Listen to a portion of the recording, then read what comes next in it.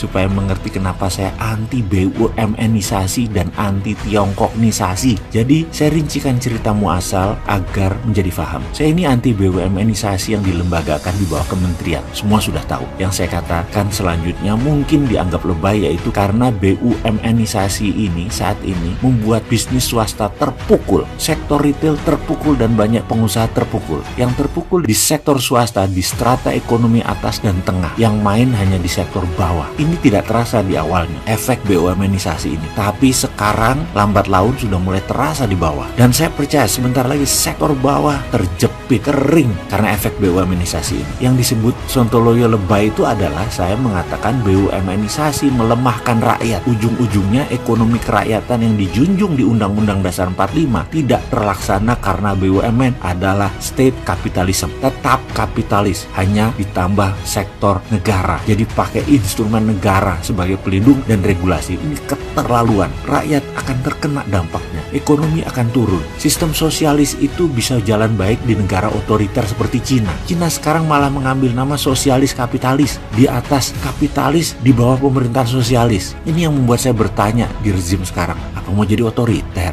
Enggak kan? Dengan BUMN-isasi ini, itu otoritarian sektor ekonomi. Ini akan sekali lagi melemahkan swasta, menurunkan daya beli, dan negara kekurangan cash. Lebay kan saya dengan pendapat ini? Tapi itulah platform saya berpikir. Mudah-mudahan salah. Karena saya ingat sewaktu ada gas di tahun 2017 milik HCML di Sampang Madura yang mendarat di Pasuruan, yang diambil BUMN negara, swasta nggak bisa dapat jatah karena semua diambil BUMN. Semua proyek diambil BUMN aja pokoknya. Padahal mahal dan investasinya sama biayanya sama-sama pakai bank. Swasta gak kebagian. Dan saya bisa cerita panjang urusan BUMN-isasi karena menginjak kaki saya di mana-mana. Saya ngamuk jadinya.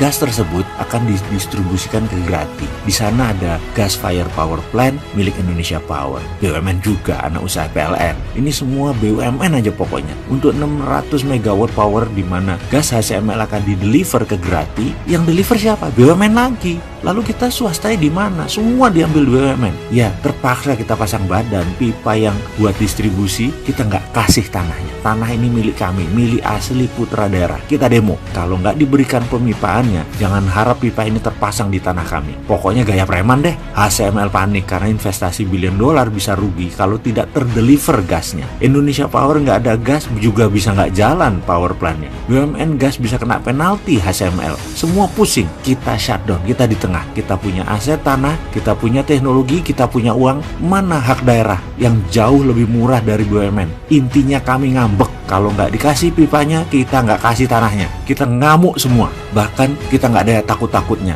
Bahkan TNI kemarin masuk, kami lawan. TNI ternyata baik. Begitu sadar bahwa ini untuk rakyat, TNI langsung mundur dan membela kami malah akhirnya. Intinya adalah semua akhirnya mengalah. Akhirnya kita dikasih kontrak setelah berantem selama 2,5 tahun. Di SK kami gas, kami terkenal sekali. Terkenal rebel. Kami yakin kami dibenci sama bos BUMN dan bos ESDM. Bodoh amat, putra daerah pokoknya harus dapat. Daerah harus dapat manfaat. Kami tidak merugikan kok, harganya sama. Masa daerah hanya dikasih CSR? Emang kami pengemis apa? Emang kita sejajar sama orang tidak mampu? Duafa, enak aja lu memperlakukan rakyat begitu. Kita fight, kita ada skill, kita ada uang, ada pengetahuan. Malah lebih baik kami dari BUMN gas kalau pengalamannya. Akhirnya mereka menyerah. Akhirnya kita dikasih jatah pipa 14 km.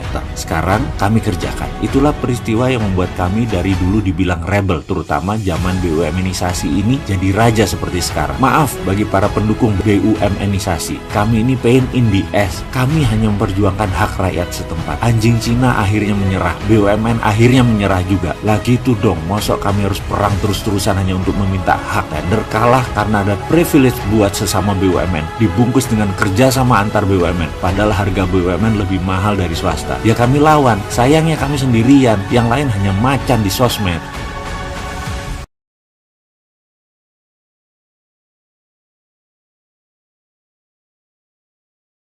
hanya sekedar mengingatkan dari sisi lain dari kacamata membangun bangsa. Saat ini BUMN Indonesia dalam keadaan merugi atau bermasalah bisnisnya seperti Garuda, Pertamina, PLN, dan perusahaan karya-karya BUMN kontraktor secara keuangan tidak liquid alias cash flow perusahaannya berat semua. Begitu juga bank plat merah, LDR atau loan to deposit rasionya sudah mentok semua alias sudah tidak bisa memberi kredit lagi. Kalaupun bisa, ya kecil sekali, di bawah 5% dari aset mereka. Lalu, kalau boleh jujur, kita lihat keuangan bank lebih dalam lagi saat ini. Dari yang meminjamkan kredit di bank yang saat ini masih lancar membayar, berapa persen? Saat ini yang minta restrukturisasi pembayaran cicilan, berapa persen? Dan pertanyaan yang mematikan, berapa NPL-nya atau non-performing loan-nya, kredit macetnya, berapa besar? Mungkin saya ini naif karena saya anti negara berbisnis dalam tanda petik. BUMN di bawah kementerian itu negara berbisnis. Saya anti banget.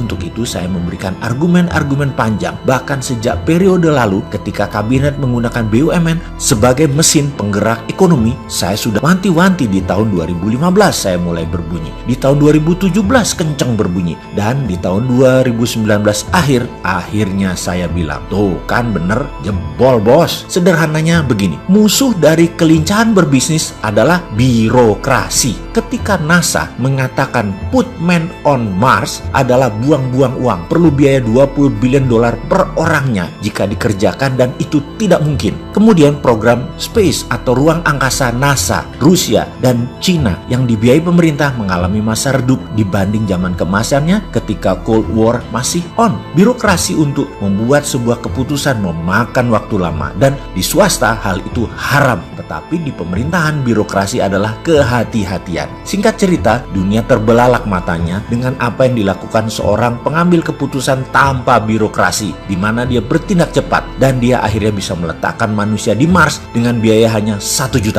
Sintingin orang. Dan buktinya dengan SpaceX-nya yang harganya 1/20 dari biaya apa yang pemerintah sebuah negara punya dalam program peluncuran benda di orbit. Karena itu banyak yang menduga bahwa Elon Musk adalah orang yang akan mengendalikan satelit dan space sebentar lagi. Dialah the winner takes all-nya angkasa. Satelit itu ada usianya, dan ketika benda baru dipasang yang pasti pakai SpaceX. Jangan pakai buatan Cina yang meleduk itu. Kita lanjut lagi. Elon Musk pasti akan mengontrolnya. Karena itu sistem informasi, data, telekomunikasi, dan keuangan yang kedepannya full digital. Siapa yang telah punya backbone infrastrukturnya? Betul, Elon Musk. Sekarang kita sambungkan kedua bahasannya, swasta versus BUMN. Inilah penjelasan mengapa BUMN itu tidak efektif, merugi. Dan ada sebuah pertanyaan klasik. Sudah tahu tidak efektif, kenapa BUMN dianak emaskan? Sudahlah, kita ini negara demokrasi. Demokratisasi saja market itu. Demokratisasi saja bisnis itu. Jangan dimonopoli, jangan diotoriterkan bisnis itu. Nggak jalan. Jadi, apa saran kita? Swasta, kedepannya untuk dunia perminyakan boleh punya kilang, boleh punya refinery, hingga distribusi dan SPBU. Dari hulu, midstream, sampai hilir, boleh. Lalu untuk energi, swasta boleh punya power plant, distribusi dan jual listrik langsung ke konsumen,